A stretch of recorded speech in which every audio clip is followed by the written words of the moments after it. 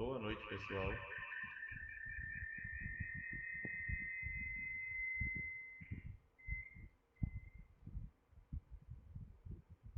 Acho que agora vai. Boa noite. Bom, são 7h36. Eu vou iniciar. E se mais alguém for entrando depois, vai vendo, né, o andamento da palestra. Essa palestra é sobre o desenvolvimento de uma pesquisa científica. Basicamente, a gente vai conversar aqui sobre como se constrói um trabalho acadêmico, um trabalho científico.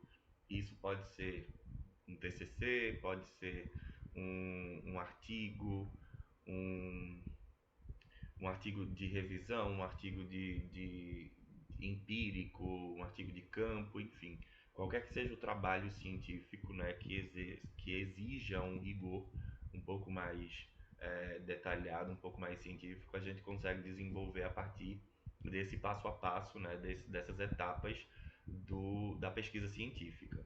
Então, eu sou o professor Dr. João Henrique de Souza Júnior, sou professor adjunto do Centro de Humanidades da UFOB.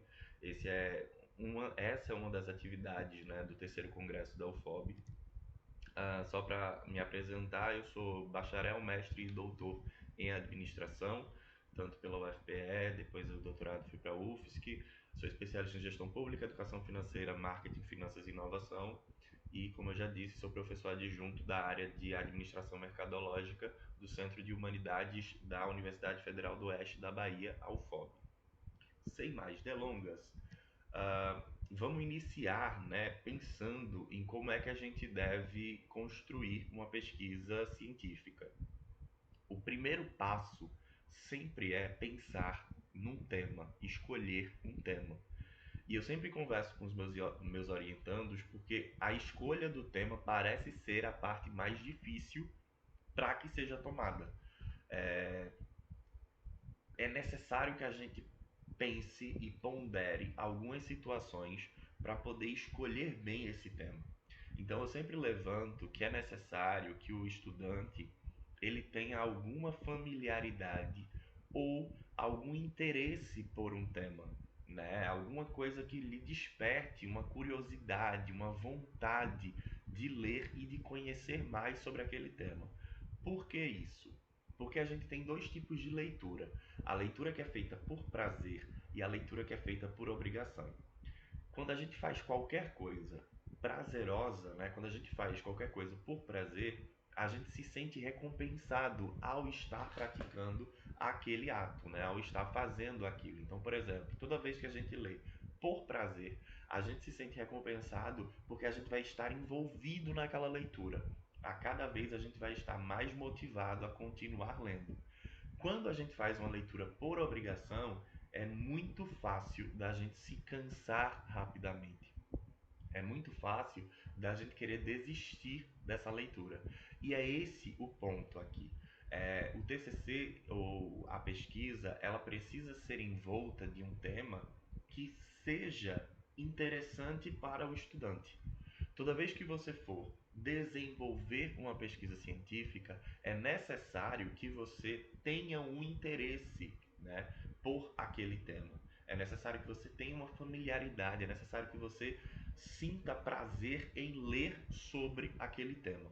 Porque senão você vai achar aquilo chato, você vai achar aquilo muito pesado e muito provavelmente você vai desistir dessa leitura, muito provavelmente você vai se cansar mais facilmente, muito provavelmente você vai achar isso pesado, né, chato, cansativo. Então é necessário que na hora que a gente for iniciar qualquer pesquisa, a gente pense e pondere essa escolha do tema antes de qualquer coisa. Quando a gente está falando também sobre TCC, né, quando se fala especificamente sobre TCC, é necessário que a gente pense também que um ponto que deve ser levado em consideração é a escolha do orientador, porque cada professor, cada orientador, ele tem as suas áreas de interesse. Ele segue exatamente essa situação do tema, a familiaridade e o interesse. Então, eu, por exemplo, eu sou da linha de administração mercadológica, sou da linha do marketing, mas eu sou mais voltado para a parte do marketing digital, para comportamento de consumo. Então essas inovações que a gente está tendo, consumo, experiência, isso me agrada, isso me interessa. Eu tenho uma familiaridade com isso. Então, as minhas orientações, elas sempre caminham por essa perspectiva. Depende também de qual seja o tema que o aluno, o estudante, ele pode sugerir. Porque isso também pode acontecer. O estudante ele pode chegar no orientador e sugerir, ou num possível orientador, e sugerir um tema. Se esse tema for interessante ao orientador, se esse tema for familiar a ele, ele pode decidir por orientar também. Então é necessário que a gente entenda aqui que antes dessa discussão do tema, né, ou paralela a ela, se for, no caso, um trabalho de conclusão de curso, é extremamente importante, extremamente relevante também que você pondere essa situação em relação à escolha do orientador. Mas enfim, se a gente parte do pressuposto que você já tem um orientador definido, ou se participa de um grupo de pesquisa, se tem um tema ali, né, meio que definido, o ideal aí quando você escolhe esse tema é você, interessado e curioso, buscar aprofundar os seus conhecimentos, ou seja, você ler bastante. Quando eu falei sobre a escolha do tema ser importante para essa distinção aí, né, entre a leitura por prazer e a leitura por obrigação, isso se dá principalmente porque vocês precisam ler muito para criar o repertório de vocês. Não existe trabalho científico nenhum que não tenha tido uma base teórica, que não tenha tido um, um repertório, né? Um anterior àquilo que está sendo proposto. Então, para que a gente crie o nosso repertório, para que a gente crie a nossa base, é preciso que a gente leia bastante, é preciso que a gente aprofunde os nossos conhecimentos. E a gente vai fazendo isso aos poucos e sem perceber ou percebendo, a gente vai construindo, né, um mapa, a gente vai mapeando os estudos que a gente vai ter dentro dessa temática. Então, se a gente gosta, por exemplo, de marketing digital, querendo ou não, lendo um livro, sei lá, do Kotler, o Marketing 4.0 ou Marketing 5.0, você vai se interessando por alguns pontos ali específicos, vai criando um repertório para você, porque você vai entendendo, então quer dizer que o marketing digital ele não surge do nada, né? Existe algo antes. E aí você lendo mais alguns artigos, você vai criando ali, construindo o que vai ser a sua base. E querendo ou não, você vai mapeando esses estudos. Só que ao ler e mapear esses estudos, você vai criando na sua cabeça várias interrogações.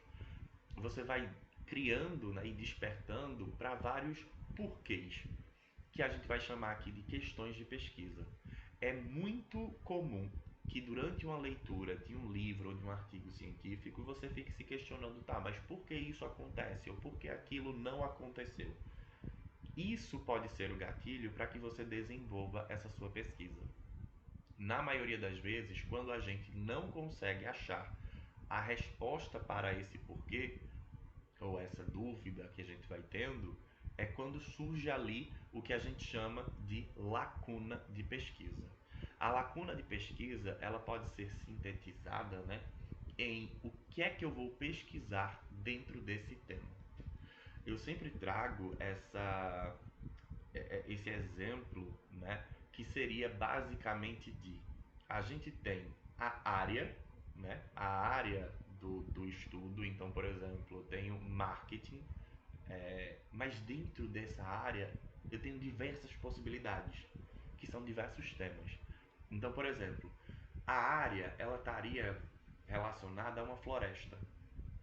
Se você for numa floresta, se você olhar para uma floresta, você vai ver que tem infinitas possibilidades, infinitas árvores ali dentro e você tem diversos caminhos, diversas possibilidades de idas e vindas, enfim. Só que dentro dessas infinitas possibilidades, você precisa se pegar a alguma coisa. Essa alguma coisa é o que a gente chamou agora de tema. Então, imaginando que temos, né, uma floresta, o tema ele vai ser uma árvore ali no meio. Dentro daquela floresta toda, uma árvore é o que você quer pegar, né? O que você quer observar. Essa árvore é o tema. Só que quando você vai mapeando o tema, como a gente falou agora há pouco, quando você vai procurando saber um pouco mais, se envolvendo um pouco mais, lendo e criando repertório, você vai descobrir que dentro daquela.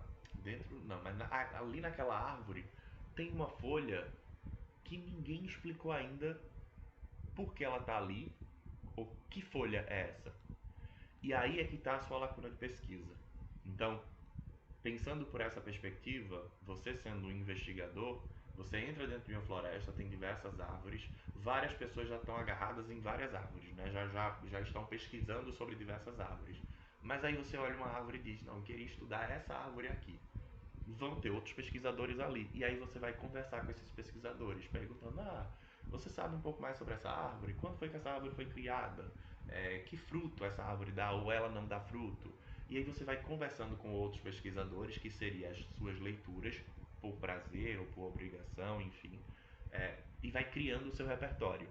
E de repente você observa que tem uma folha que ninguém está observando ela, ou ninguém está querendo chegar perto dela, ou ninguém foi ainda perto dela. Essa folha é aquele porquê que eu tinha dito antes. É aquela dúvida ou aquela questão de pesquisa que vai surgindo das suas leituras. Isso é a sua lacuna. Então a lacuna, ela vem somente depois que você leu bastante. Para os meus orientandos, eu sempre passo um primeiro exercício que é uma leitura. Estou interessado em fazer uma pesquisa com você sobre determinado tema. Ok. Eu vou, pesquiso um pouco, né? Pesquiso alguns artigos básicos sobre aquele tema e mando para os meus orientandos. Por quê? Porque daí eles já vão começar a criar o repertório. Na hora que eles estiverem lendo, eles mesmos podem desenvolver os porquês. Eles mesmos podem criar questões de pesquisa. Ou seja, eles podem identificar alguma lacuna, algo que ninguém ainda pesquisou, ou algo que poucas pessoas pesquisaram. Essa sua lacuna, ela vai gerar o seu problema de pesquisa. E esse problema de pesquisa vai gerar a sua pergunta de pesquisa. Certo? Então, a ordem é basicamente essa. Como exemplo que eu estava dando antes, né, como eu sou do marketing, então a área, né, a minha floresta vai ser o marketing. Eu posso, dentro das infinitas possibilidades do marketing, de trabalhar com comportamento do consumidor, de trabalhar com vendas, de trabalhar com satisfação, de trabalhar com marketing de experiência, eu posso decidir que eu quero ir lá na árvore do marketing digital. E aí eu vejo que poucas pessoas ou ninguém está estudando sobre inteligência artificial. Essa é a folha ali dentro daquela árvore do marketing digital.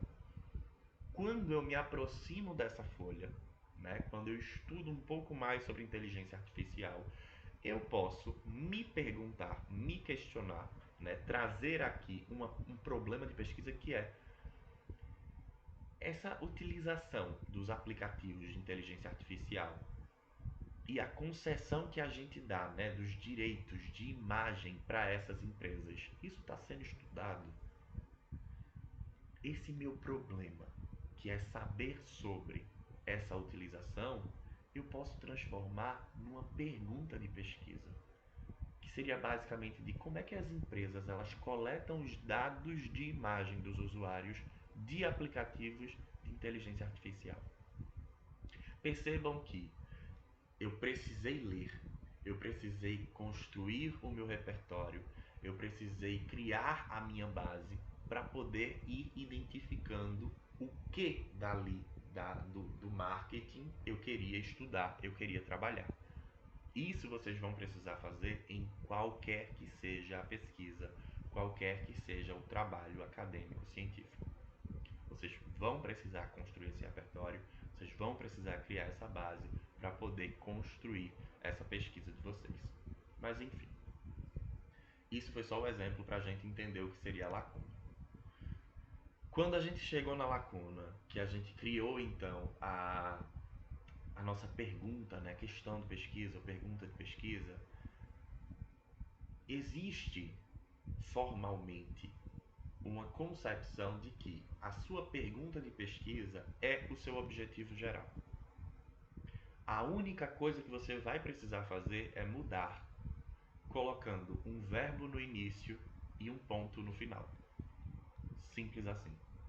Então, pensando nesse exemplo que eu acabei de dar, de que a pergunta de pesquisa seria de como as empresas coletam dados de imagem dos usuários de aplicativos de inteligência artificial, para eu transformar isso em um objetivo geral, eu só preciso de um verbo no início e um ponto no final. Percebam que a estrutura da frase é a mesma. Eu só coloquei ali um investigar, o verbo, como as empresas coletam dados de imagem dos usuários de aplicativo de inteligência artificial. Ponto final. Eu não mudei absolutamente nada fora o início e o fim. E o início e o fim são simplesmente, né, o verbo e o ponto final. Antes era uma interrogação. E no início, antes era o como. É só essa mudança, certo? E aí a gente transforma a nossa pergunta de pesquisa no nosso objetivo de pesquisa. Se a gente está desenvolvendo um artigo, o objetivo geral basta. Se a gente está desenvolvendo um TCC, os objetivos precisam ser melhores descritos. Então, o objetivo geral ele vai precisar ser desmembrado em partes que serão então os objetivos específicos, ok? Então, se eu estou fazendo um artigo, o objetivo geral ele já me serve. Se eu estou fazendo um TCC, eu preciso de objetivos específicos. E o que seriam os objetivos específicos? Os objetivos específicos são simplesmente eu pegar esse meu objetivo geral e desmembrar em partes menores que vão me fazer chegar nesse objetivo maior. Então, por exemplo, para eu poder investigar como as empresas coletam dados de imagem dos usuários de aplicativos de inteligência artificial, eu posso primeiro descobrir quais são as empresas que coletam esses dados de imagem. E isso poderia ser um objetivo específico. Outro objetivo específico poderia ser de como é que os usuários, descobrir como os usuários é, cedem os direitos de imagem deles aos aplicativos de inteligência artificial. Eu tenho ali um segundo objetivo. Percebam que mapear as empresas, descobrir como os usuários cedem esses direitos de imagem, esses desmembramentos vão fazer com que eu consiga investigar como as empresas coletam os dados de imagens dos usuários de aplicativos de inteligência artificial. Ou seja, querendo ou não, quando eu desmembro, né, quando eu transformo esse grande objetivo em objetivos menores, a intenção que eu tenho é suprir o objetivo maior. Então, os menores eles precisam me fazer chegar no objetivo maior. Eu percebo que muitos estudantes, quando vão fazer os objetivos específicos, colocam situações, colocam afirmações, né, que não chegam no objetivo maior, que não contribuem para chegar no objetivo maior.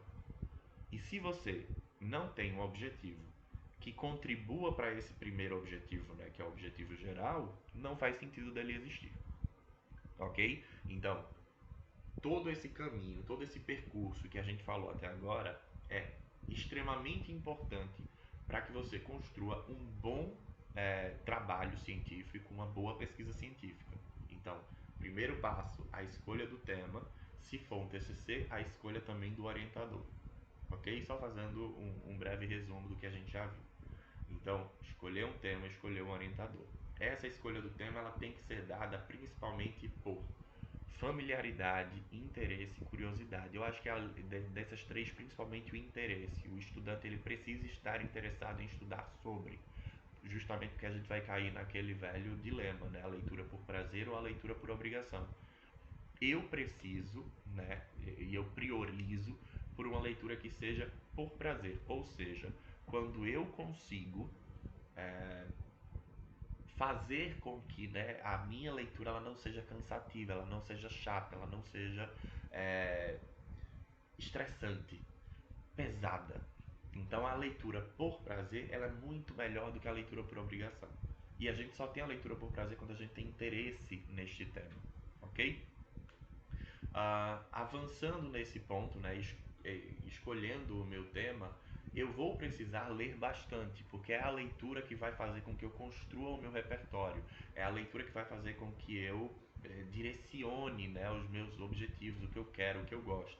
E é justamente nessa leitura que eu vou poder escolher ou descobrir a minha questão de pesquisa. Então, quando eu descubro a minha questão de pesquisa, ou a lacuna, né, o que eu acho que está faltando ser pesquisado, neste momento que eu descubro isso, que eu busco isso, eu consigo criar a problemática da pesquisa e me fazer esse questionamento, ou fazer o questionamento mais amplo, né? Qual é a pergunta da minha pesquisa? Essa pergunta da pesquisa ela vai gerar o meu objetivo geral. Por quê? Porque eu só preciso fazer de mudança o verbo no início e o ponto no final. E o meu objetivo geral, ele pode ser desmembrado e ao ser desmembrado, ele pode, né, construir aí os meus objetivos específicos. Lembrando que os objetivos específicos, eles precisam ser atendidos, né, eles precisam levar para o meu objetivo geral. Ok? Dúvidas até agora, pessoal?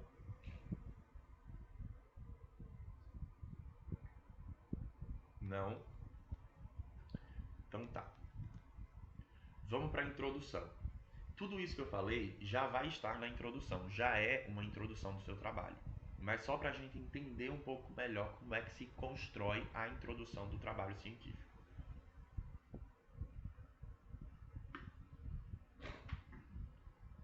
Vamos lá. A estrutura de qualquer introdução, ela precisa ser você trazer a problemática, o contexto, a contextualização ali daquele tema que você está trazendo, né, que você está tentando explicar, ou enfim. Nessa problemática, você precisa construir uma linha, né, um storytelling, contar a história de modo que essa problemática ela leve para a sua pergunta de pesquisa.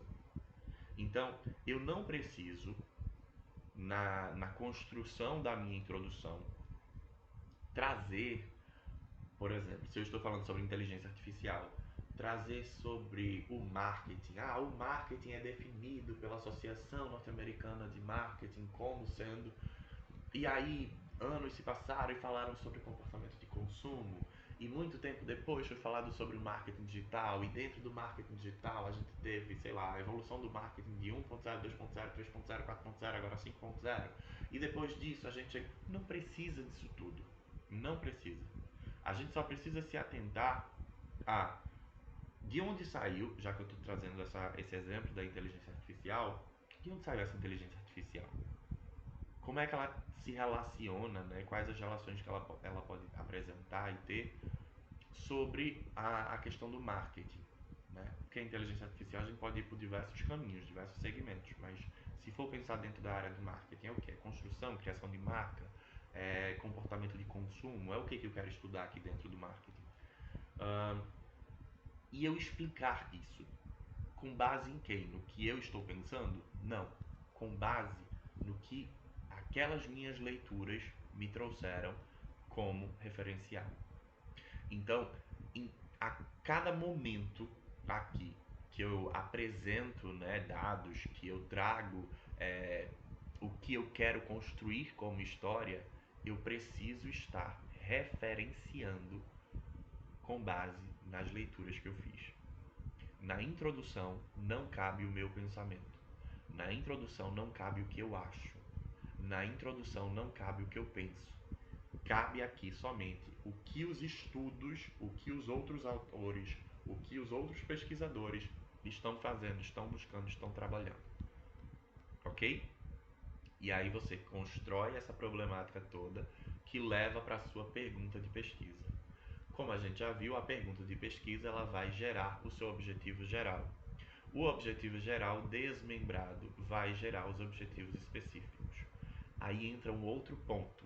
Dentro das pesquisas científicas, a gente precisa trazer ou evidenciar, mostrar quais são as justificativas e contribuições dessa pesquisa. O que eu quero falar com isso? As revistas hoje elas estão cada vez mais exigentes, não só as revistas, os eventos também. E a gente precisa justificar, ou seja, dizer por que essa pesquisa que a gente está fazendo é interessante, por que ela é relevante, por que ela faz sentido. E é exatamente aqui, né, nesse ponto, que a gente vai ter a principal discussão de essa pesquisa ela é relevante em que sentido? Por que eu preciso fazer essa pesquisa? Por que eles precisam aprovar essa pesquisa depois para ser publicado, seja no evento, seja no artigo, no que for? Qual o sentido dessa pesquisa existir? Isso é a minha justificativa. Isso é o que eu vou precisar mostrar e dizer. E como é que eu posso justificar a minha pesquisa? Primeiro ponto para justificar a sua pesquisa é você dizer assim, ó, eu fiz um mapeamento de estudos, aquelas leituras, e nelas nenhum autor, nenhum pesquisador, ninguém respondeu essa minha pergunta, essa minha dúvida. Ninguém respondeu. Até agora ninguém respondeu. Além disso, responder esta minha dúvida é importante porque vai fazer com que, se for pegar aquela pergunta de pesquisa que eu usei como exemplo, de investigar como as empresas utilizam, né, os dados, coletam os dados de imagem dos usuários de aplicativos de inteligência artificial.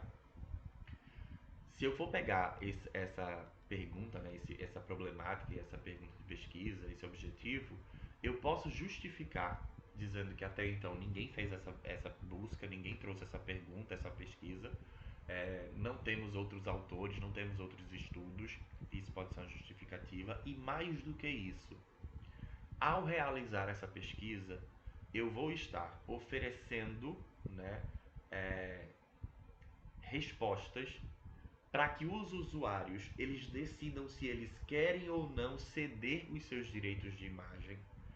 Eu vou estar trazendo evidências éticas, trazendo evidências mercadológicas, econômicas, que vão fazer com que os gestores, os profissionais de marketing, de administração, enfim, de gestão, eles pensem melhor sobre como essa coleta pode acontecer, o que eles podem fazer com esses direitos de imagens, com esses dados de imagens, até onde eles podem ir. Então, essas questões que eu trago, né, essas afirmações, essas indagações, pensamentos, elas vão ajudar a evidenciar quais são as contribuições da minha pesquisa. Então, para além da justificativa do porquê daquilo existir, né, porque eu estou fazendo essa pesquisa, é eu trazer o que é que essa pesquisa pode dar à sociedade, o que é que essa pesquisa pode dar à comunidade científica, aos gestores, aos profissionais de marketing, nesse caso que eu estou dando exemplo, como contribuição. A gente às vezes pode dividir essas contribuições em três partes. As contribuições sociais, ou seja, quais são, né, as contribuições dessa pesquisa, o que os resultados dessa pesquisa vai poder ajudar a sociedade. A gente pode dar também como contribuição a contribuição prática, e aí essa contribuição prática seria basicamente é, evidenciar como aquilo ali que a gente estudou vai se dar na prática, no dia a dia dos gestores, dos profissionais, enfim. Então, a gente tem a contribuição social, a gente tem a contribuição prática, a gente também pode ter contribuições éticas, a gente pode ter contribuições é, que a gente queira dar para determinados grupos específicos. Enfim, a gente pode dividir essas contribuições, a gente pode segmentá-las e a partir dessa divisão a gente explicar o porquê de cada uma delas, ok? Então, mas é bom que a gente pense, né? Pode ser contribuições econômicas também, enfim, porque esse trabalho ele pode gerar, né, de alguma forma, lucro para determinadas empresas ou para determinados consumidores, enfim. Ah, mas pensem em contribuições, porque a sua pesquisa ela fica mais fácil de ser publicável, ela fica mais fácil de ser vendida, né? No caso de que outras pessoas queiram saber sobre essa sua pesquisa, se você trouxer este ponto, justificativa e contribuições muito bem apresentado, ok? Só para lembrar para vocês que em nenhum trabalho científico, seja um TCC, seja um artigo, Não existe uma quantidade mínima e máxima de páginas, nem para introdução, nem para referencial teórico, nem para método, nem para análise, discussão dos resultados, conclusão, nenhuma dessas partes. Não existe uma norma de que você precisa destinar 10 páginas, 5 páginas, 2 páginas. Isso não existe. O que pode existir, né, o que os orientadores podem fazer, ou que alguns livros podem fazer, é dar uma orientação de ah, não ultrapasse 5 páginas. Ou o ideal é que você deixe para a introdução entre 3 e 5 páginas no TCC, ou no artigo entre 1, 2, 3 páginas no máximo. Então, isso são orientações, mas não existe uma norma, não existe uma obrigação de número de páginas, seja o número mínimo ou o número máximo. Isso não existe. Outra coisa que você precisa entender é que quando a gente está lá na problemática, que a gente vai sair do geral para o específico, ou seja, quando você vai discutir a problemática sobre aquele tema e ir afunilando até chegar na sua pergunta de pesquisa, né, no seu problema, no seu objetivo geral, o geral ali, né, da problemática, não pode ser tão generalizado. É o que eu já tinha falado para vocês. Quando vocês forem trazer a questão da problemática, quando vocês forem construir essa linha, né, que vai gerar uma historinha para a sua pergunta de pesquisa, você não pode sair do mais amplo possível. Como eu falei, se eu vou tratar sobre inteligência artificial, eu vou discutir sobre marketing digital, eu vou discutir sobre esses avanços de lá para cá. Eu não preciso discutir sobre como surgiu o marketing, o que é o marketing, como era falado sobre o marketing lá em 1920, 30, 40, 60, enfim. Eu não preciso dessa discussão porque ela não vai agregar nessa minha situação da pergunta de pesquisa. Eu não vou conseguir, né, ou eu não preciso trazer um geral tão geral. Eu posso, né, e devo também tentar ser mais objetivo, ok? E aí quando eu for construir esse meu storytelling, ou quando eu for construir, na verdade, essa minha historinha, eu vou partir de algo que é mais palpável, que é mais atual, certo? Mas claro, os clássicos também vão ser abordados, mas é só para que fique uma historinha com começo, meio e fim. E aí esse fim aqui vai ser um fim com uma interrogação, que é a sua pergunta de pesquisa. Isso vai gerar no leitor, quando, né, alguém estiver lendo a sua pesquisa, seja um avaliador, seja um outro pesquisador, um leitor comum, quem estiver lendo, ao ler essa introdução, que é uma historinha, que tem um início, que tem um meio, né? E esse fim com a interrogação, isso vai fazer com que essa pessoa se anime para continuar lendo o seu trabalho.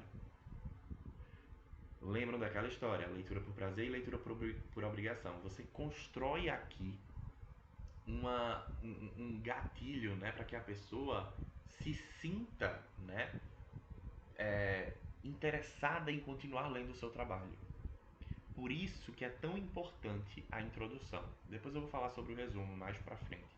Mas a introdução é o segundo ponto que é mais importante no trabalho, porque quando a gente constrói uma boa introdução, isso vai fazer com que as pessoas, com que os leitores queiram continuar assistindo não, lendo o seu trabalho, e aí eles vão para o referencial teórico, vai para o método, enfim, você consegue fisgar, né, a atenção desse leitor, ok? Só isso. E outra questão é, lembrem sempre, justificativa e contribuições são importantíssimos, certo? Tanto a justificativa para poder trazer o porquê que o seu trabalho ele existe, porquê que ele deve existir, porquê que ele deve ser aprovado, e as contribuições de a relevância do seu trabalho para a área, para a sociedade, para os profissionais, certo? Então pense sempre em trazer, nem que seja um, dois, três parágrafos, mas enfim, só trazendo essa justificativa e essas contribuições para poder dar uma validade maior para os trabalhos de vocês. Isso é muito bem visto pelos avaliadores, pelos pareceristas, seja de eventos, seja de revistas, ok? Tá. Falamos da introdução. Aí volta para aquela primeira questão que a gente tinha discutido sobre a escolha, né, do tema. Porque quando você tem essas leituras, quando você consegue mapear os estudos, ali você já está, mesmo que sem perceber, criando o seu referencial teórico.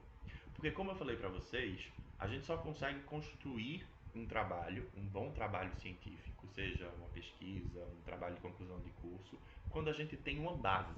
E essa base, ou seja, todas essas leituras que vocês fizeram, sejam artigos científicos, livros, resenhas, artigos de opinião, enfim, isso tudo vai servir para que você construa o seu referencial teórico. Referencial teórico são as referências que a gente tem na teoria. Ou seja, tudo que eu li que me serviu para construir esse trabalho. Então, se eu li aqueles livros, né, que eu citei, os livros de Kotler que eu li, os artigos que eu precisei ler para poder entender um pouquinho melhor sobre inteligência artificial, por exemplo, matérias de jornais ou de revistas também podem servir como referencial teórico porque eles estão me dando suporte.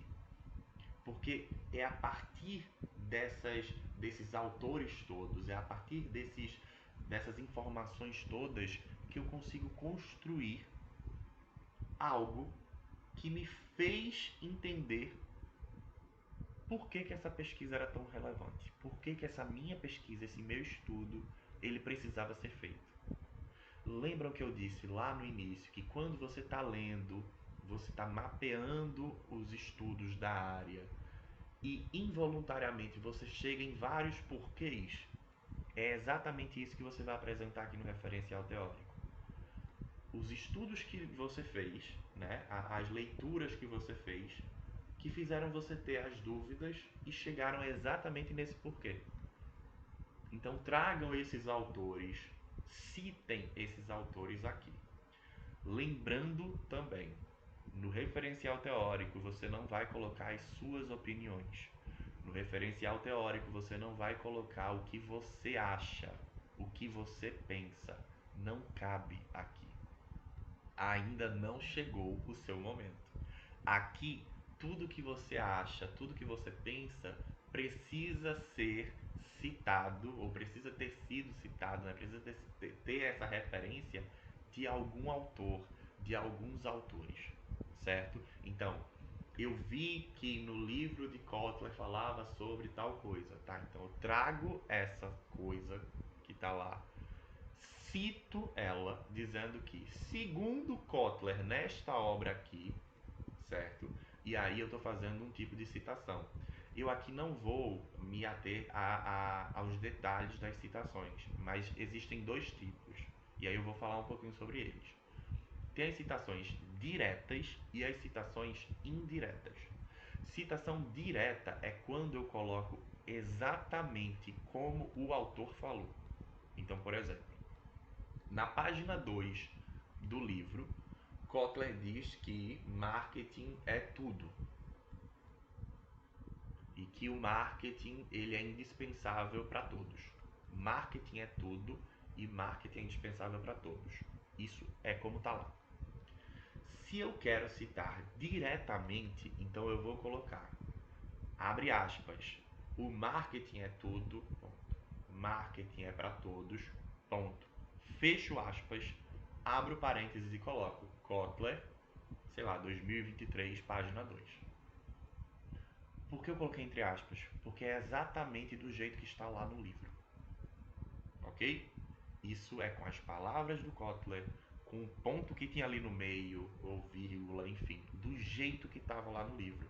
Por isso que eu preciso também trazer, inclusive, a página onde essa citação foi colocada. Ok? Isso é uma citação direta, é exatamente da forma como o autor falou. Agora, a citação indireta é a partir dessa frase, o que foi que eu entendi? E aí eu posso dizer que, segundo Kotler, veja, agora eu não estou colocando mais com as palavras exatamente a palavra dele, mas eu estou falando assim. Segundo Kotler, o marketing é uma disciplina que é ampla, E nessa disciplina cabe tudo e pode ser oferecida para todos. Eu estou falando exatamente o que o Kotler falou, só que de uma outra forma, da forma como eu entendi. Aqui eu tenho então a citação indireta. Aqui eu coloco que, segundo Kotler 2023, não preciso colocar a página. Eu entendi que ele disse, né, que o marketing ele é uma disciplina que pode ser oferecida em todos os cursos.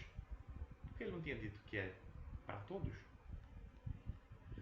E que dentro desta disciplina a gente termina abordando várias áreas do conhecimento.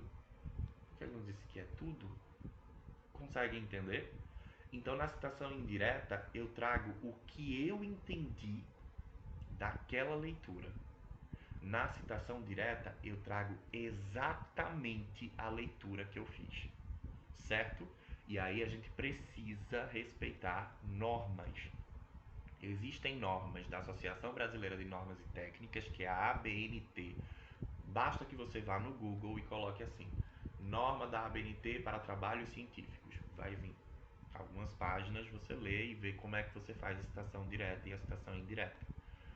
Ou você pode também fazer, algumas revistas pedem isso, alguns eventos pedem, né? Com base na APA. A APA é a Associação Americana, Norte-Americana, de Psicologia. Ela tem umas normas também específicas.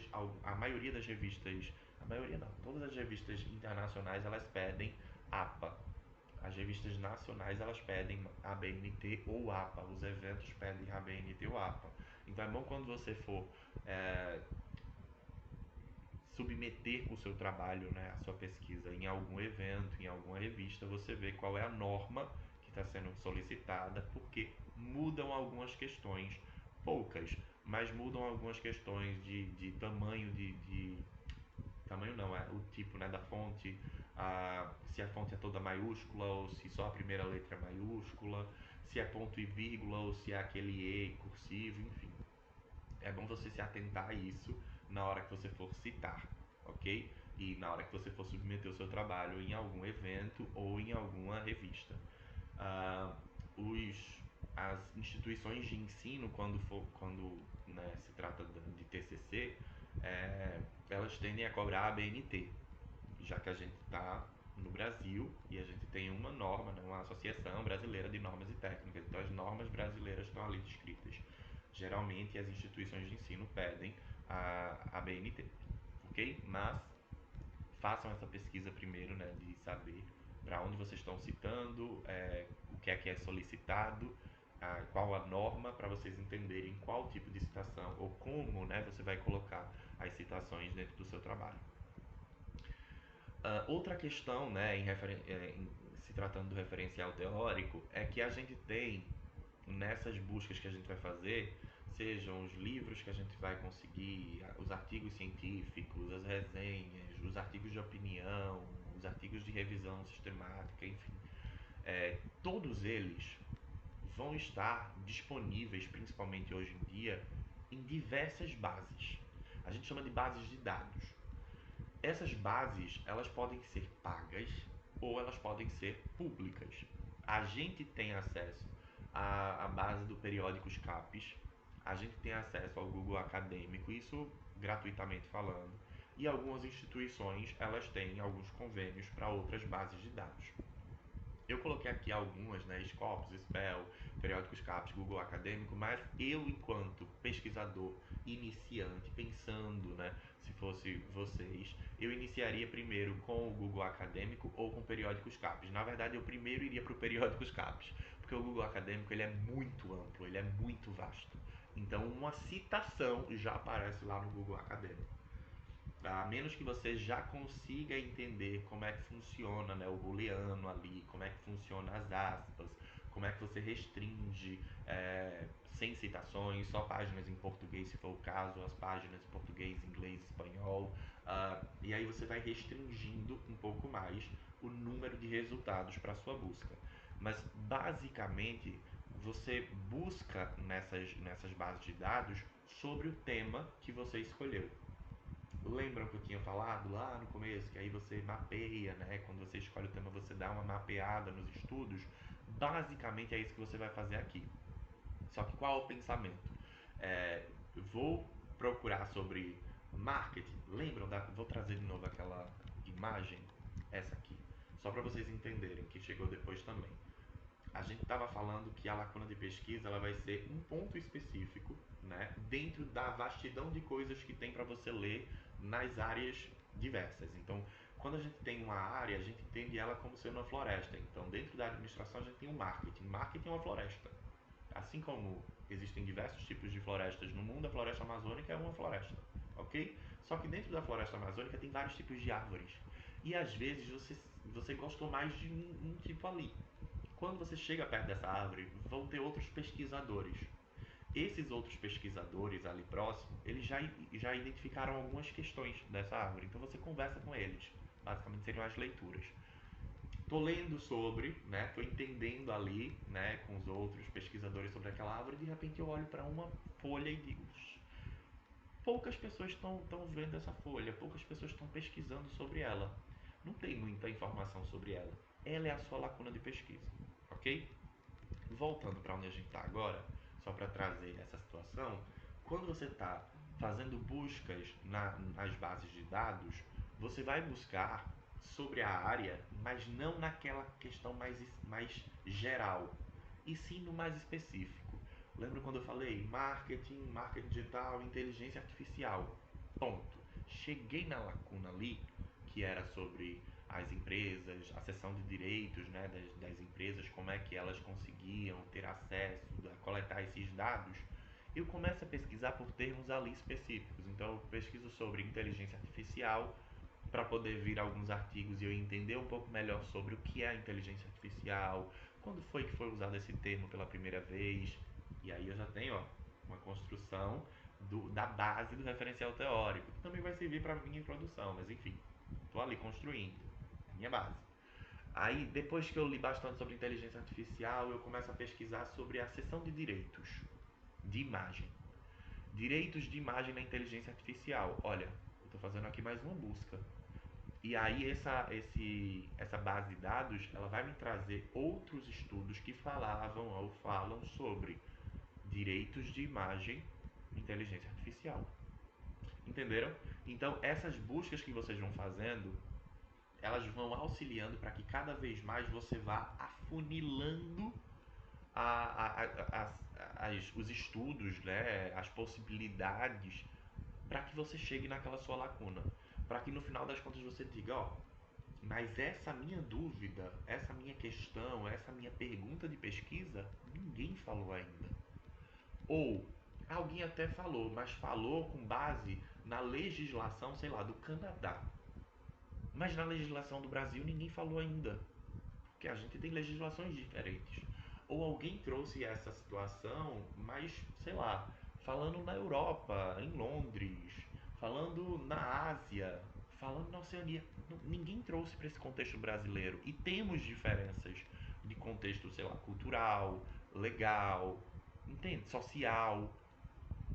Essas questões, elas são importantes para que a gente consiga fundamentar ainda mais o nosso trabalho, para fazer com que a gente consiga justificar melhor, para fazer com que a gente consiga trazer as contribuições, certo? Entender esse nosso referencial, entender é, é, é, isso que a gente está querendo construir, essa nossa pesquisa.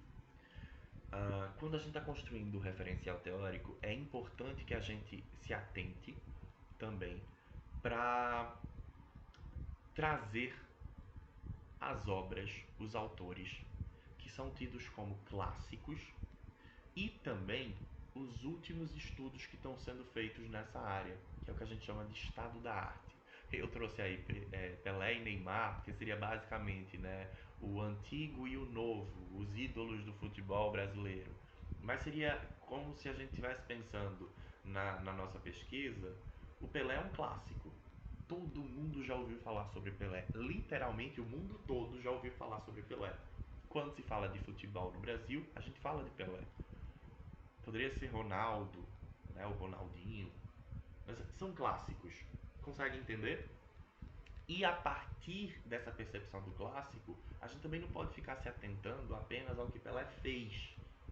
Né? A gente não pode ficar trazendo somente as contribuições que ele deu para o nosso futebol. E hoje? Quem é o ídolo, né, do nosso futebol? Como é que tá o nosso futebol? E aí as pessoas falam, hoje em dia, é Neymar. Neymar tá aí não desde ontem, mas desde algum tempo. Então, esse estado da arte, ou o que se fala, né, como sendo o estado da arte, basicamente é justamente a gente trazer o que foi discutido, né, até onde a área está sendo conversada nos últimos anos, ok? Então, o clássico é algo que já está ali fundamentado há tempos, a gente já conhece, a gente já falou sobre. Foram eles que fizeram com que o mundo entendesse que a gente já sabe sobre futebol, por exemplo. O estado da arte é o que está sendo discutido agora.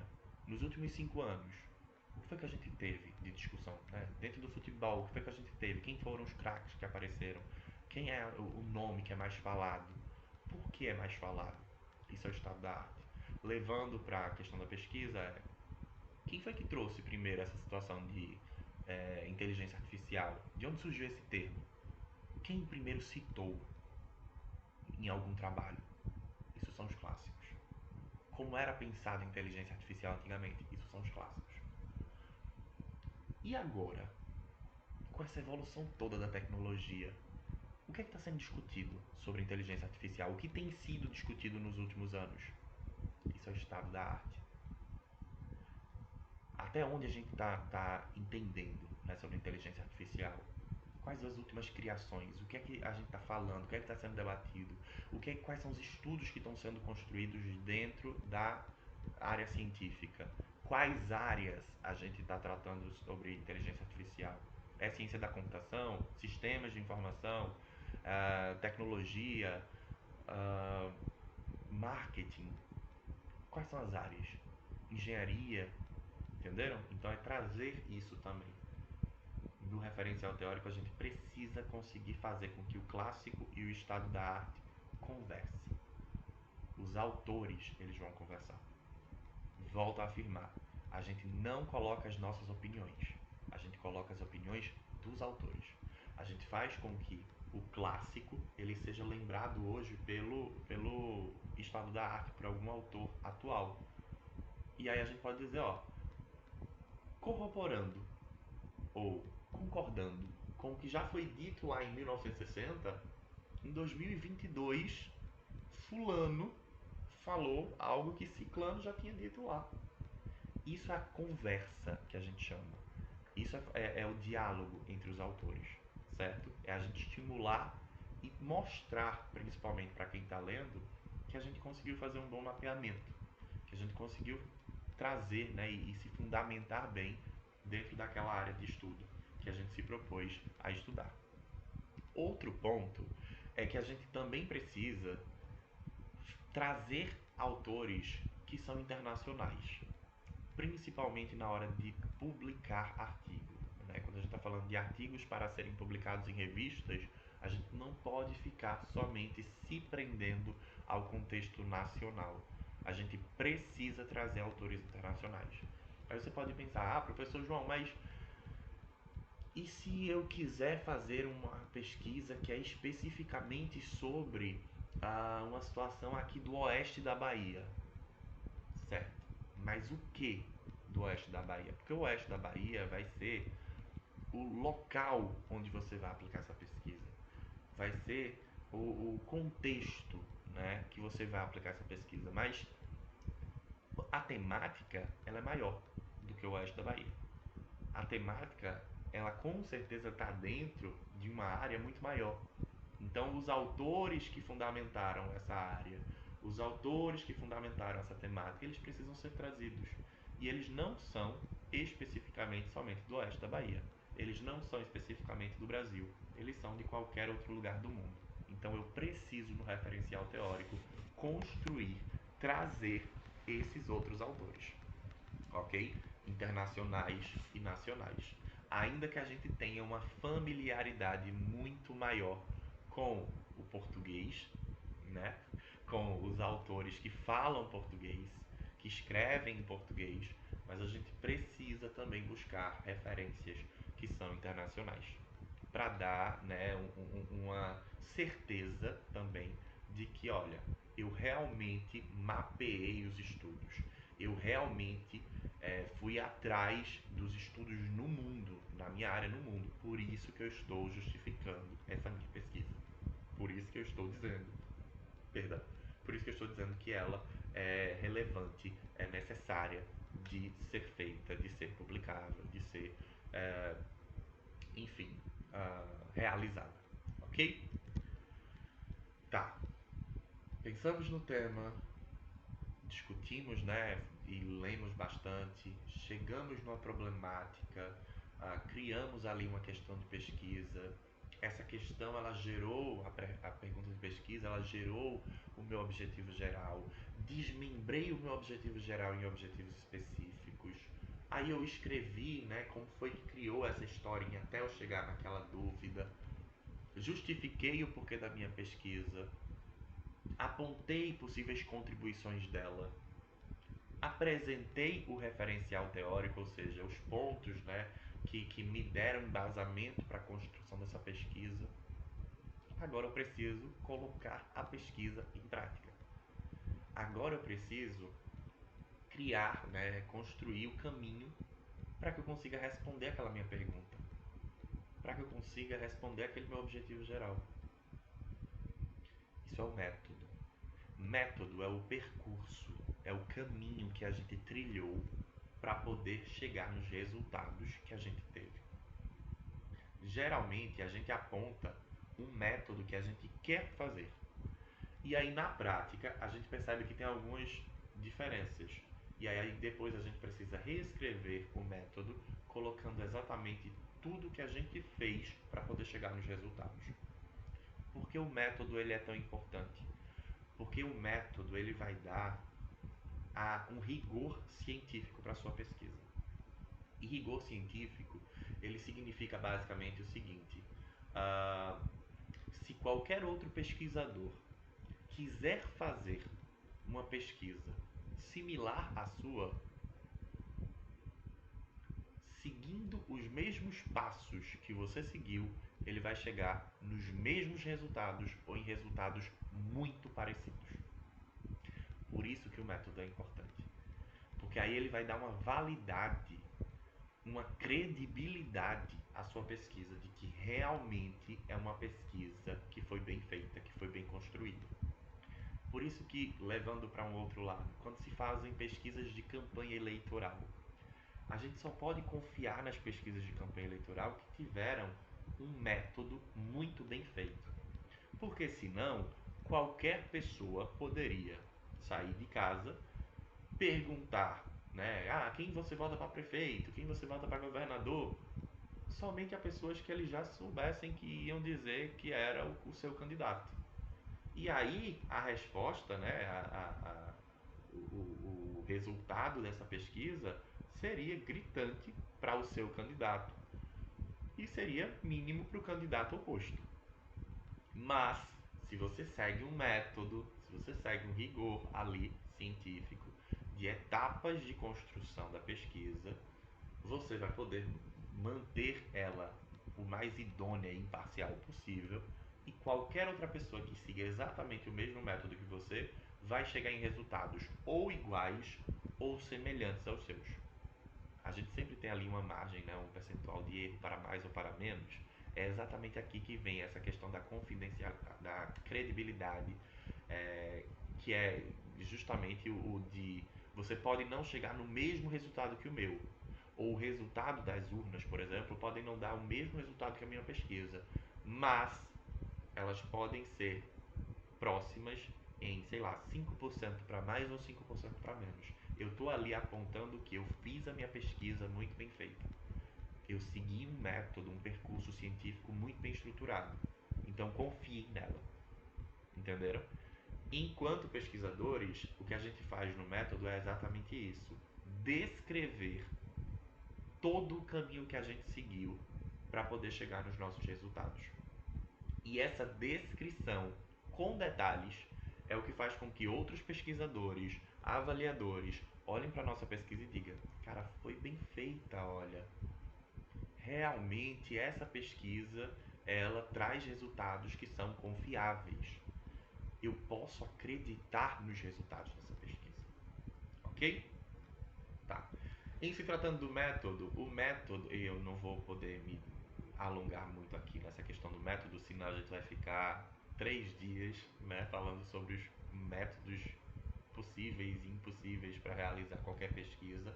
Mas em se tratando do método, os métodos eles podem ser quantitativos, qualitativos ou mistos. Um método qualitativo, ele vai buscar, né, trazer ali uma discussão que seja mais subjetiva, em relação ao subjetivo, ou seja, esses métodos qualitativos, eles vão buscar os sentimentos, as percepções, as motivações dos, dos respondentes, né, de quem estiver participando da nossa pesquisa. Ele vai tentar trazer, ele vai tentar acessar o que a gente está pensando, o que essas pessoas estão pensando. O que faz com que essas pessoas façam isso? Ou por que que isso acontece? Como é que isso acontece? O que levou, né? Quais são as percepções? Isso é muito subjetivo, isso é muito individual. Cada pessoa pode ter uma resposta diferente. E eu querer escutar essas respostas é o qualitativo. Quando eu falo de qualitativo, eu estou falando de textos. Eu estou falando de acessar as emoções, eu estou falando de acessar os significados. Eu estou falando de acessar as percepções das pessoas. Já quando eu tento entender a realidade a partir dos números, aí eu estou trazendo o método quantitativo. Quantitativo, quantidade, certo? Aí eu estou pensando em algo que é generalizável. Aí eu estou pensando em Barreiras, 50% das pessoas, 39% dos estudantes de administração da UFOB. Estou falando de algo que é mais holístico. Eu não estou querendo saber o que cada aluno, estudante da UFOB está pensando. Eu sei que 39% deles pensa dessa forma.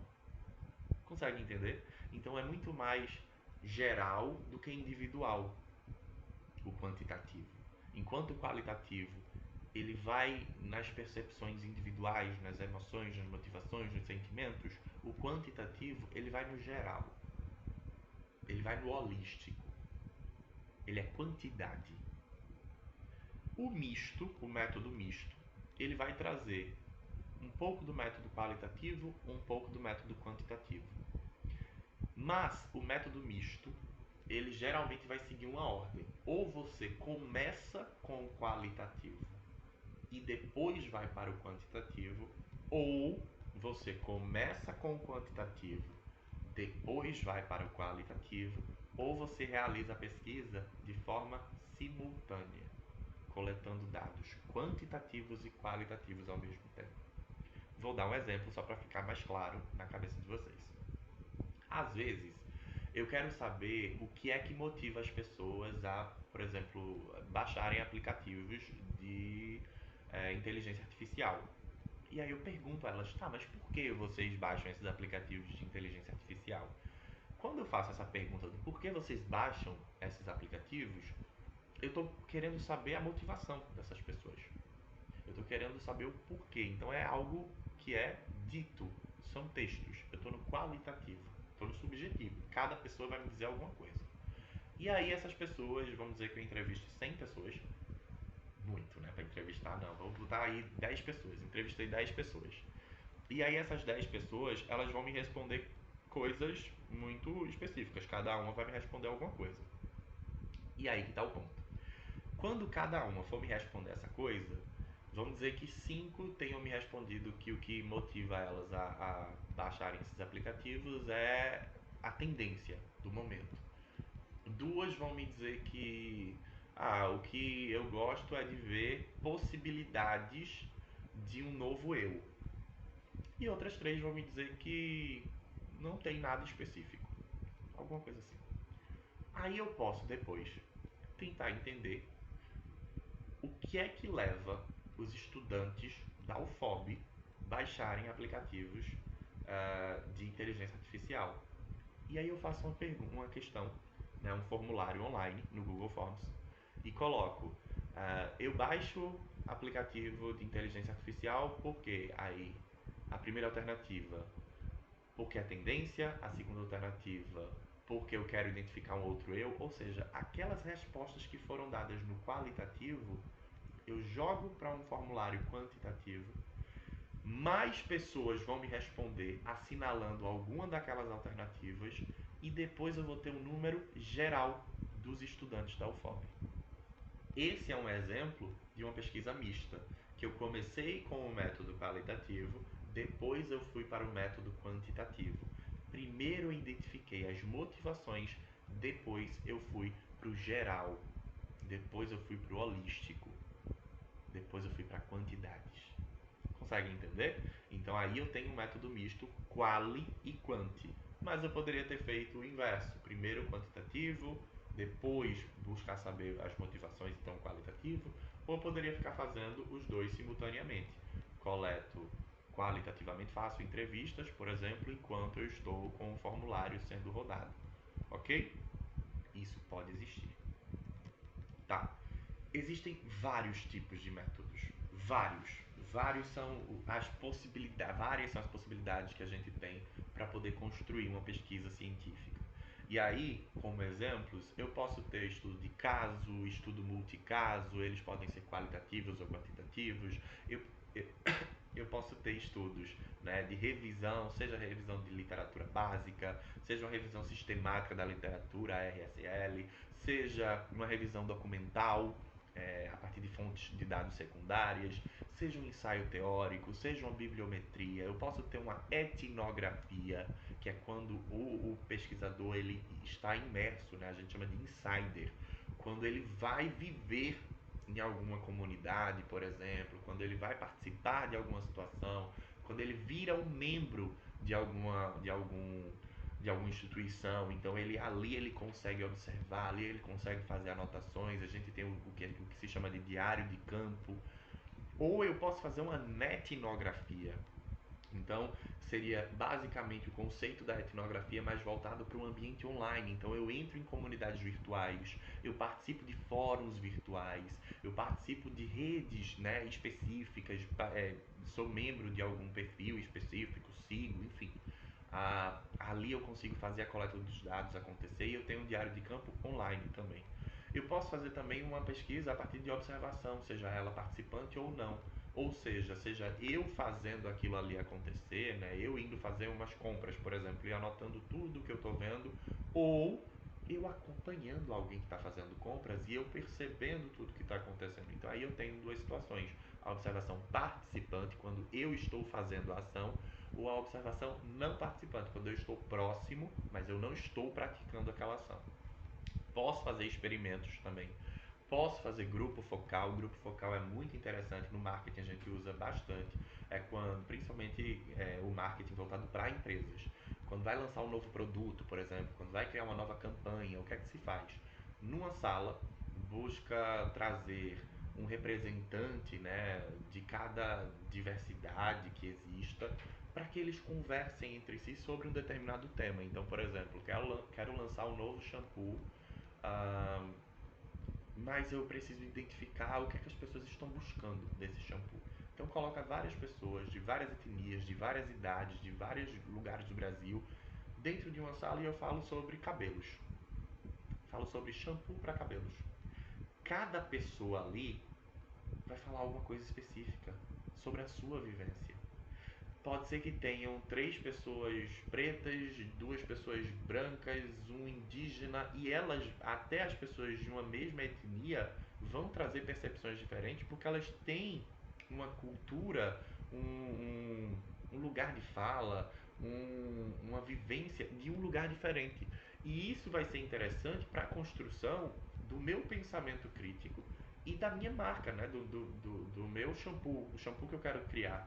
Então esse meu shampoo ele vai atender a todos os públicos, ele vai atender ao público específico, mas quais são as necessidades que essas pessoas me disseram, né, nesse grupo focal? O que foi que elas apontaram? E a gente percebe no grupo focal que quando uma pessoa fala sobre alguma coisa, né, principal problema é quando alguém começar a falar. Mas quando uma pessoa começa a falar, as outras se sentem motivadas. Seja para confirmar aquilo que foi dito ou para discordar daquilo que foi dito.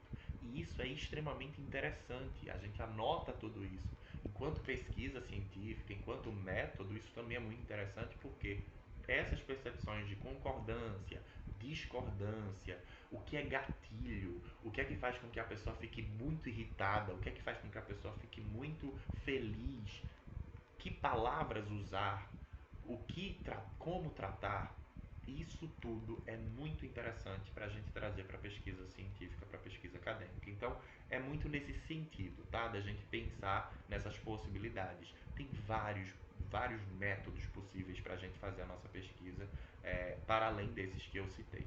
Mas, então, o ideal é que a gente descreva bem, né, todo o passo a passo para o desenvolvimento dessa pesquisa, né, esse percurso, o método, a metodologia, o percurso metodológico, ele nada mais é do que o caminho que a gente seguiu para poder chegar nos resultados que a gente teve, ok? Aí a gente vai fazer, né, a descrição de como foi feita a nossa coleta de dados. Então ela foi presencial ou ela foi online? Se foi presencial ou se foi online, como é que a gente coletou esses dados? Foi por formulário? Foi um questionário? Esse questionário foi feito aonde? Ele foi enviado para quantas pessoas? Pra... De que forma a gente enviou? Ou foi entrevista? Como foi que a gente entrevistou essas pessoas? Foi presencial ou foi online? A gente tinha as perguntas, né, o roteiro todo pronto, ou a gente foi fazendo perguntas que surgiram no meio do caminho, né? Que surgiram com o andamento ali daquela nossa situação. Então essas situações, essas questões todas, se foi observação também, isso tudo a gente precisa descrever, certo? Isso tudo a gente precisa apresentar nessa nossa descrição do método, nesse nosso perfil, né, no nosso percurso metodológico, na verdade. Outra questão é que a gente precisa aqui no método também apresentar qual é o perfil das pessoas que responderam à nossa pesquisa, as pessoas que quiseram participar. Então aqui a gente traz principalmente os dados sociodemográficos, né? Quem são os nossos sujeitos ou quem são a nossa amostra. É interessante trazer essas duas nomenclaturas porque tanto o sujeito quanto a amostra são respondentes, ou seja, são participantes do nosso estudo, são participantes da nossa pesquisa. Mas geralmente a gente usa amostra para pesquisas que são quantitativas. Por quê? Porque é algo grande, é algo holístico. Então a gente tem uma amostra, ou seja, uma parte ali daquele todo. Já sujeitos a gente usa mais para pesquisas qualitativas. Por que isso? Porque aí a gente está trazendo, né, a gente está evidenciando cada pessoa, quase como se fosse na sua individualidade. Então eles são sujeitos da nossa pesquisa e não uma amostra, ok? Mas também tem pesquisadores qualitativos que vão trazer a amostra, tem pesquisadores quantitativos que vão trazer sujeitos e está tudo bem, né? Cada um faz a sua pesquisa da forma como considera e como é, aprendeu, entendeu e etc. Aí a gente chega na parte de análise e discussão dos resultados. Qual é o bom daqui? Né? O que é que a gente pode trazer aqui, evidenciar daqui? A análise dos resultados ela vai ser dada de diversas formas possíveis também. Então a gente tem vários tipos de análise que a gente pode fazer. Especificamente, né, as análises que a gente pode utilizar desses dados que são coletados são análise qualitativa e quantitativa. A análise qualitativa está relacionada ao texto, então é a gente identificar ali no texto o que é que chama a nossa atenção, o que é que pode trazer um resultado interessante, e análise quantitativa com os números, o que é que esses números eles vão representar para a gente, ok? Só que dentro do trabalho, geralmente a gente traz uma apresentação dos resultados, ou seja, o que foi que os fulanos falaram, os sujeitos falaram, o que foi que quais números, né, que a gente tem ali como resposta para a nossa pesquisa. Só que toda pesquisa, toda boa pesquisa, ela não só apresenta os resultados, ela também discute esses resultados. E é aqui na discussão dos resultados que a gente vai mostrar que a nossa pesquisa é uma boa pesquisa. A discussão dos resultados a gente traz o que é que a gente tem de resultado, o que foi que a gente coletou ali dos dados. E aí a gente diz, esse resultado, ele concorda, ou ele é muito similar ao que foi dito lá na minha literatura, lá no meu referencial teórico. Sei lá, Kotler em 2023 falava que o marketing é tudo. Quando eu entrevistei 10 profissionais de marketing, 3 deles disseram que o marketing era tudo na empresa. Então eles estão dizendo, mesmo sem saber, eles estão concordando com o que Kotler já estava falando. Perceberam que eu estou trazendo o meu resultado e fazendo uma relação dele com a literatura que eu utilizei para o meu referencial teórico? É exatamente isso que a gente chama de discussão dos resultados. Isso aqui dá um salto na sua pesquisa, dá um salto no seu trabalho espetacular. Porque isso mostra que você soube fazer o seu referencial teórico e está conseguindo entender os resultados que você tem. A gente usa para construir essa discussão dos resultados um método chamado contraste e compare. Como é que a gente faz esse método acontecer? Pega as principais partes de lá do seu referencial teórico, do que foi dito. Então, por exemplo, Kotler disse que marketing é tudo. Cartajaia, sei lá, vai dizer que o marketing está em toda parte.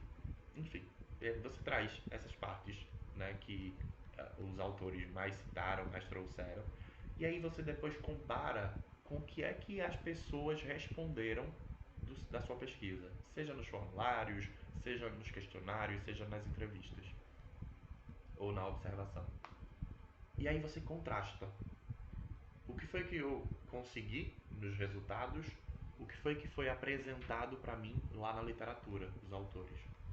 E aí, ao contrastar, você compara. Olha, eles estão dizendo a mesma coisa. Então, na prática, né, na minha pesquisa, eles estão corroborando, eles estão concordando com o que a literatura dizia. Ou, não, a literatura dizia uma coisa, mas na prática eles estão dizendo outra completamente diferente. Independente se você vai concordar, se os seus dados concordam ou discordam, esses dois, concordar e discordar, trazem avanços para a comunidade científica. Concordar e discordar traz avanço para a ciência de forma geral. Então os dois são muito importantes, ok? Seja concordando, seja discordando. Por quê? Porque discordar quer dizer que surge uma nova possibilidade completamente diferente daquilo que estava sendo dito. Discordar, né, na maioria das vezes, é você trazer um salto. Ou seja, olha, os autores diziam isso, mas também é possível que isso aqui aconteça.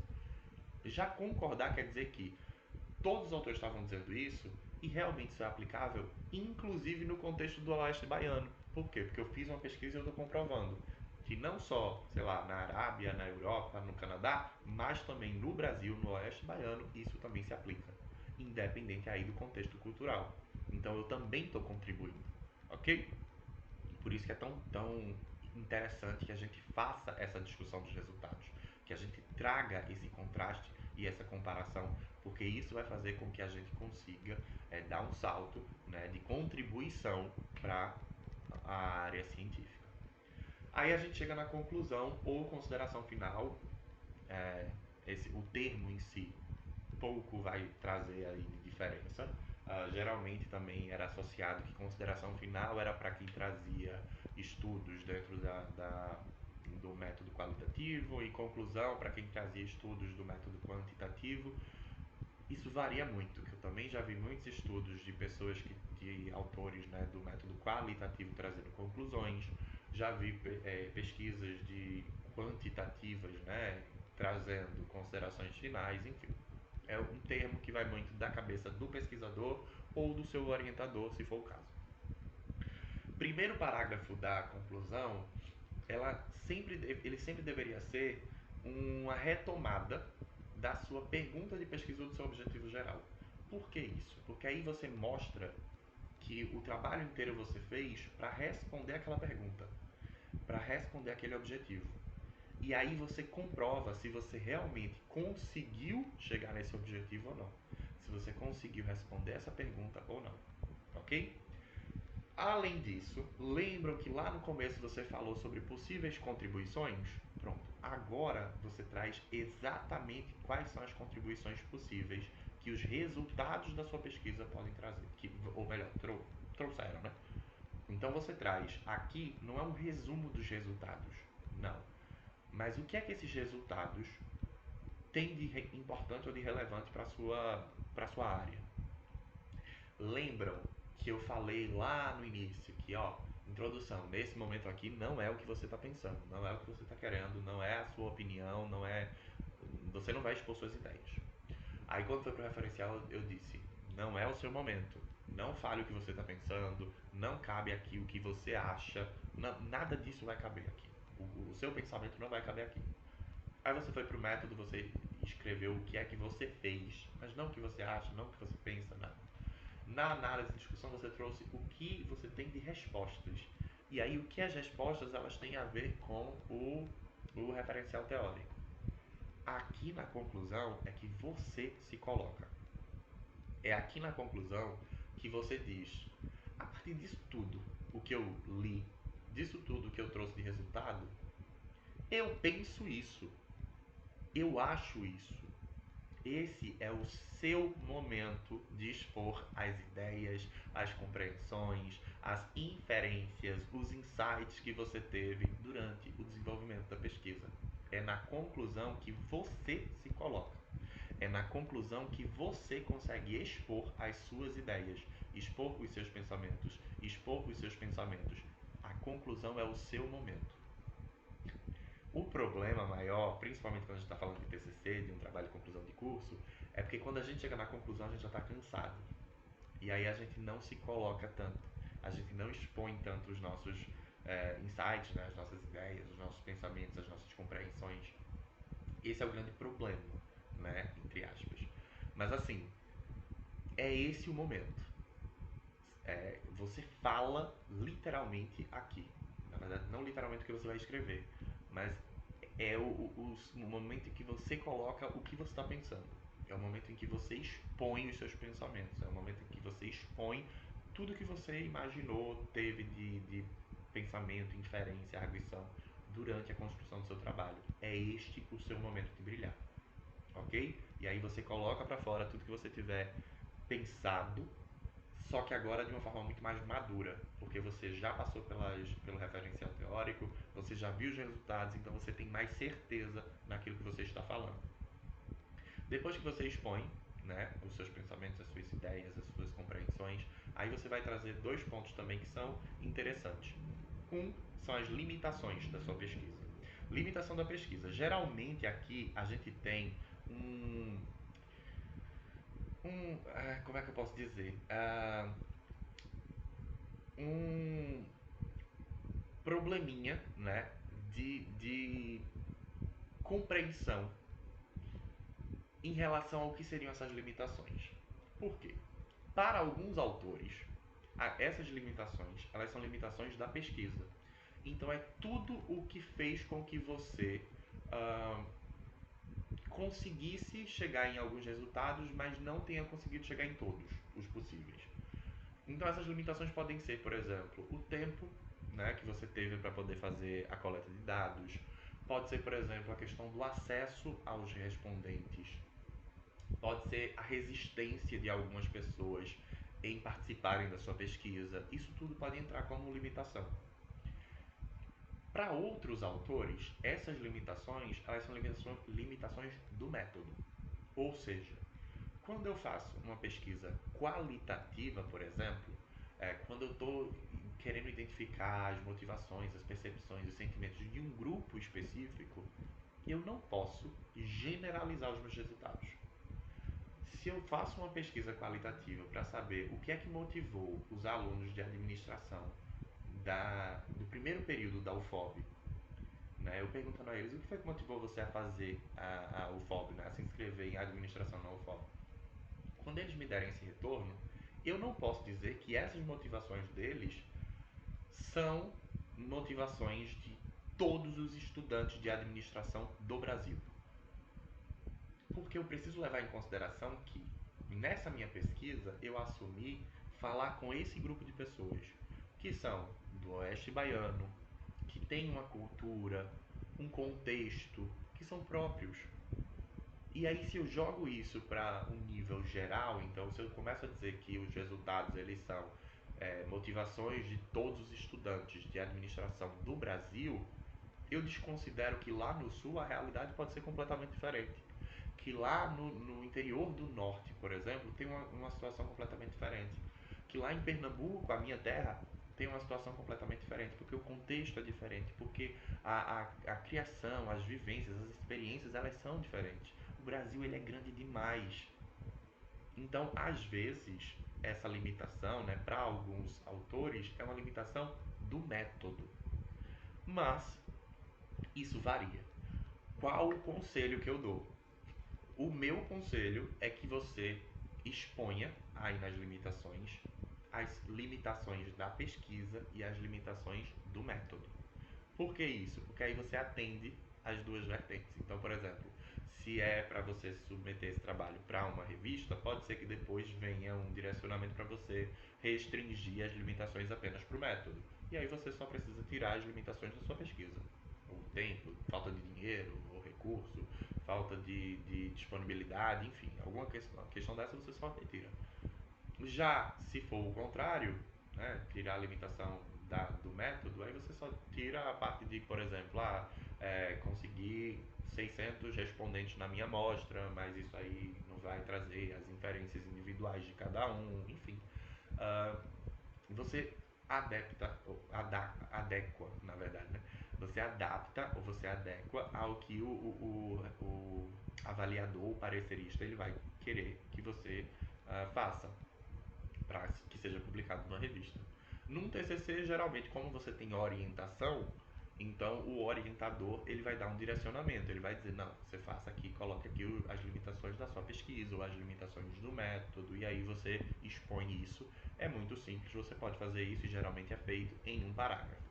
Um outro conselho que eu dou é que no fim do parágrafo, depois de você colocar as limitações, você diga que, para além dessas limitações, os resultados que foram obtidos, eles atendem ao objetivo proposto do seu trabalho. Por que eu sempre faço isso? Porque eu sou da área de marketing. E no marketing a gente vende, né? Então no marketing a gente tenta fazer com que aquele produto, né, aquele resultado ali, ele seja o mais bonitinho possível, para que as pessoas consigam se interessar e, entre aspas, comprar. Então, quando eu quero que os avaliadores leiam bem aquele meu trabalho e entendam, né, que esse trabalho ele tem uma relevância muito boa, eu sempre uso esse artifício da última frase.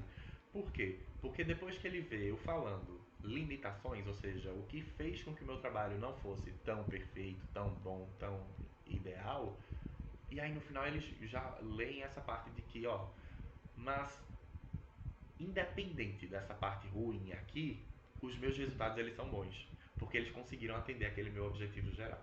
Então eles veem, tem uma falha, mas essa falha não invalida todo o meu processo. Tem uma falha, tem um probleminha, mas esse probleminha é muito pequeno, porque ele terminou não afetando os meus resultados. Então, basicamente, eu sempre faço isso. Eu coloco essa última frase só para dar uma. Eu entre aspas, né? Bati e depois eu aliso.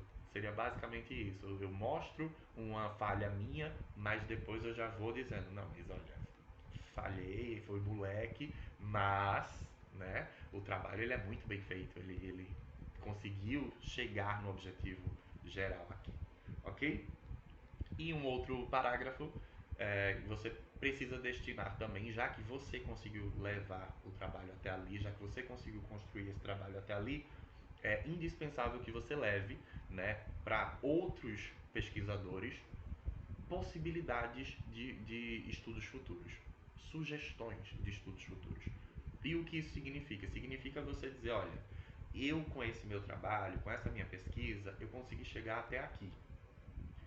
Se eu tivesse mais tempo, se eu tivesse mais disponibilidade, eu poderia ir para cá, para cá, para cá. Ou seja, eu posso ter feito um estudo qualitativo, entendi quais são as percepções e aí eu digo, mas se vocês quiserem generalizar os meus resultados, eu não vou fazer isso. Mas se vocês quiserem, se alguém quiser, é só seguir por esse outro caminho.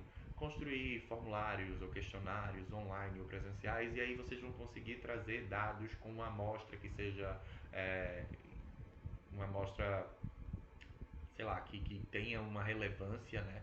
E aí, a partir disso, você vai trazer resultados que possam generalizar. Posso fazer isso, posso dar esse apontamento. Ou eu posso dizer, olha, eu já caminhei até aqui nessa situação da seção de direitos, né, de imagem para inteligência artificial, mas não só a imagem, a gente também deveria pensar no áudio. E aí, o que é que vocês poderiam fazer nos próximos estudos? Vocês poderiam ver se com a seção de áudio, né, com a coleta de áudio na inteligência artificial, tem a mesma situação que eu trouxe aqui. Então você dá possibilidades para que os pesquisadores eles continuem, né, avançando no conhecimento científico, dizendo, olha, eu avancei até aqui, mas tem essas outras possibilidades. Então eu sugiro que vocês vão por esses caminhos. Como você já chegou até ali, é mais fácil para você apontar os caminhos. E por que é indispensável que você faça isso? Primeiro, porque aí você está contribuindo, aí literalmente você também está contribuindo para que as pessoas avancem no conhecimento científico da área. Segundo, porque você mesmo pode depois se interessar em continuar os estudos. E aí você já deu esse direcionamento, isso fica mais fácil até de você justificar o próximo estudo dizendo, no estudo passado eu já tinha apontado que esse era um caminho viável para continuar tendo pesquisas. E aí, ó, justificou a sua nova pesquisa com a pesquisa passada. Inclusive, se você for olhar para as conclusões, para as considerações finais dos outros estudos, dos outros trabalhos, dos outros artigos, geralmente tem essa área, esse parágrafo com a sugestão de estudos futuros, e aí você pode se usar disso para justificar o seu estudo que você está fazendo, que você está desenvolvendo. Ok? Cheguei então no resumo. A dúvida que pode ficar, né, entre vocês é assim, por que o resumo ser feito depois? A gente só pode construir o resumo depois de ter a conclusão de toda a nossa pesquisa. Não tem como a gente construir um resumo antes, nem durante. Por quê? Porque a gente ainda não tem acesso a todas as partes, a gente ainda não tem acesso a todos os resultados, a gente não sabe o que é que vai ser mais evidente na nossa pesquisa. Então, quando a gente vai fazer um resumo, a gente precisa estruturar ele com partes do nosso trabalho. A gente vai ressaltar ali, né, um pouquinho ou uma frase da introdução que vai puxar o gancho do porquê que a gente está fazendo esse estudo, então essa pesquisa. Então, dali daquela frase a gente entende como uma problemática, a gente já joga ali a pergunta de pesquisa. Da pergunta de pesquisa a gente já joga o objetivo da nossa pesquisa. Do objetivo a gente já diz como é que a gente atendeu ele, então qual foi o método, né, o caminho, o percurso que a gente fez para poder atender a esse objetivo. E aí a gente evidencia ali, ressalta ali quais foram os principais achados, os principais resultados que a gente teve. Dos principais resultados, aí a gente traz então as contribuições, ou seja, a minha pesquisa ela trouxe esses resultados aqui e ela é importante porque ela contribui assim, assim e assado. Ela contribui para o social, ela contribui para o profissional, para o econômico, ela contribui para o acadêmico, para o científico. De que forma? Entenderam? Tragam isso no resumo, porque, volto, isso ajuda a vender o seu produto, isso ajuda a vender a sua pesquisa. E aí fica mais fácil dos avaliadores terem bons olhos em relação ao seu trabalho. Outra questão que a gente precisa pensar é porque o resumo é quase como se fosse a propaganda da nossa pesquisa. E aí, muitas pessoas, elas vão olhar lá o nosso artigo ou o nosso trabalho, vão começar lendo o resumo. E aí, pelo resumo, elas vão dizer, não gostei muito, ou então gostei muito, quero muito ler isso. Sabe quando você está numa plataforma de streaming, por exemplo, no Netflix, e aí você vai olhar lá quais são as novidades. Aí você vê a sinopse do filme ou da série, é exatamente isso que a gente faz no resumo. Percebam que quando a sinopse ela é muito boa, ela é instigante, Você quer assistir aquele filme, você quer assistir aquela série. Mas quando não é tão boa, quando não é tão instigante, aí você já fica meio na dúvida, assim. Eu não sei se eu quero, vou ver outra. É exatamente esse o ponto. O resumo vai vender o seu trabalho, vai vender a sua pesquisa, para que as pessoas queiram continuar lendo. Então façam resumos, construam resumos que sejam interessantes. Joguem aqui as contribuições, joguem aqui os principais achados, de uma forma que você construa uma historinha bem feita, com que você consiga fazer com que as pessoas se envolvam com aquele resumo, ok? Lembrando que geralmente quando a gente está tratando de resumo, principalmente para artigos científicos, eles tendem a ter entre 100 e 250 palavras. Volto a dizer, cada submissão, cada revista tem as suas normas. Então olhem, às vezes o evento cobra um resumo que seja de 300 palavras, às vezes conta por caracteres e não por palavras. Então tenha essa atenção na hora que vocês vão construir, principalmente na hora que vocês vão submeter os seus trabalhos. Também precisa ser destacadas, né? Precisam ser destacadas entre 3 a 5 palavras-chave. O que seria isso? Seriam termos que vão ajudar, né, outras pessoas depois a acharem o seu trabalho. Então, por exemplo, pega aquele exemplo que eu dei lá no começo, né, do inteligência artificial. Inteligência artificial é um termo, é uma palavra-chave minha. Outra que eu poderia colocar seria direito de imagem. E a outra seria aplicativos de inteligência artificial. Ou aplicativos. Ou empresas de aplicativos. Entenderam? Dentro daquela problemática, daquele contexto que eu tinha trazido lá no início. São 3 possibilidades de palavra-chave que eu poderia colocar no meu trabalho, sem sombra de dúvidas. Venderia a minha pesquisa da melhor forma possível, ok? Então pensem em termos que vão fazer com que outros pesquisadores, leitores, consigam entender do que é que trata a sua pesquisa. Daqui a gente já parte para um outro ponto, que é o título. Pensem também num título que seja atrativo, que seja chamativo, que desperte a curiosidade das pessoas. Eu sei que eu estou puxando muito para a minha área, que é de marketing, mas assim, a gente precisa saber, entre aspas, vender o nosso peixe. Então, pensem em títulos que sejam criativos, simples, não botem títulos muito longos. Podem usar memes, né, para ajudar a colocar no título, que façam algum sentido, claro, não joguem qualquer coisa, mas saibam jogar as palavras, né, usar esse jogo de palavras, saibam fazer com que a sua criatividade ela seja esbanjada naquele momento, mas respeitando também o que é que seu trabalho se propõe a fazer. Se você não souber fazer um título muito criativo, se você não quiser ir por essa área de chamar a atenção pelo título, coloque no título especificamente do que trata o seu trabalho, do que trata a sua pesquisa. Não venda algo que você não vai suprir, que você não vai conseguir entregar no final do seu trabalho. Então, saibam ser objetivos e podem abusar da criatividade, mas desde que vocês não fujam daquilo que está sendo proposto no trabalho de vocês, ok? Por fim, fica aqui um tempinho, a gente tem no máximo mais 15 minutinhos. Se alguém tiver alguma dúvida, fica aberto aí para vocês conseguirem falar.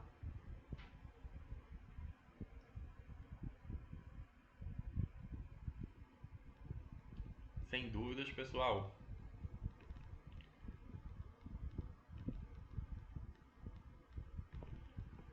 Se não tem dúvidas, então muito obrigado a todos pela presença. Muito obrigado a vocês por estarem aqui nesta noite e por me permitirem falar um pouco sobre essa construção, esse desenvolvimento das pesquisas científicas. Ok? Obrigado. E é isso. Boa noite para vocês, fiquem todos bem e até uma próxima oportunidade. Tchau, tchau.